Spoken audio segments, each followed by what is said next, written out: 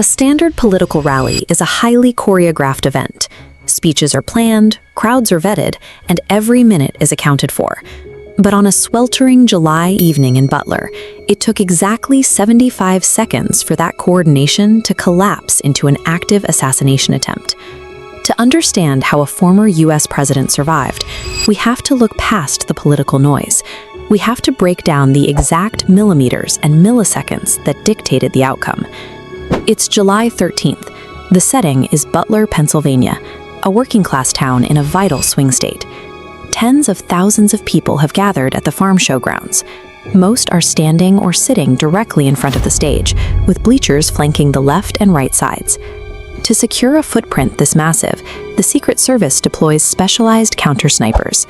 They're positioned on the rooftops of large buildings to the far left and right of the stage, constantly scanning the perimeter for threats. The speech begins normally. But just a few minutes in, the former president turns his head to the right to point at a chart on border crossings. At that exact moment, people in the crowd notice a man crawling onto a roof 400 feet away, armed with a rifle. This overhead map shows the spatial layout of the rally. There is a gap of exactly 400 feet, or about 120 meters, between the center stage and a building to the north.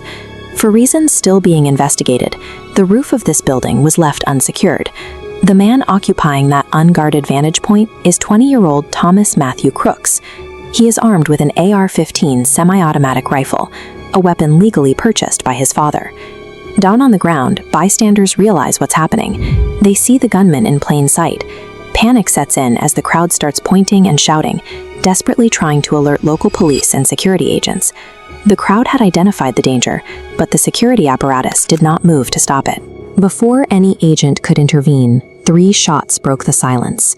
Donald Trump turns his head to the right a fraction of a second before the first bullet arrives. That movement causes the round to pierce the upper part of his right ear, missing his head by millimeters. He immediately drops down behind the podium. Within 3 to 4 seconds, the Secret Service agents urgently swarm the stage, shielding him with their bodies. But the attack is still underway. Crooks immediately fires 5 more shots into the crowd. Those bullets strike the bleachers behind the stage. 2 spectators sustain critical injuries, and 50-year-old Corey Comparatori is killed. While the crowd couldn't see the response, the podium microphone captured the audio. Tense exchanges among the agents confirmed that snipers were able to neutralize the shooter just 42 seconds after the gunfire began. Through the hot mic, the final communication marks the end of the active threat. Shooters down? Are we good to move? With the shooter dead, the focus turned to the forensic investigation. Authorities needed to know who this 20-year-old kitchen worker was and what motivated the attack. The data points found in his background are contradictory. Voter registration records show that Crooks was officially registered as a Republican in Pennsylvania, but his financial history shows that in 2021, he made a $15 donation to a liberal group through a Democratic platform. While his political footprint provides no clear motive, the FBI's search of his car and home revealed something more immediate: suspicious explosive devices. While investigators dismantle his background, they are also trying to solve a glaring operational mystery.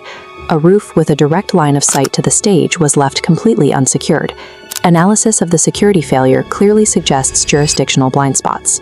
While Secret Service snipers were scouting for dangers further away, local law enforcement appeared to have lost control of the immediate perimeter. As the investigation continues, President Biden and leaders around the world have condemned the attack.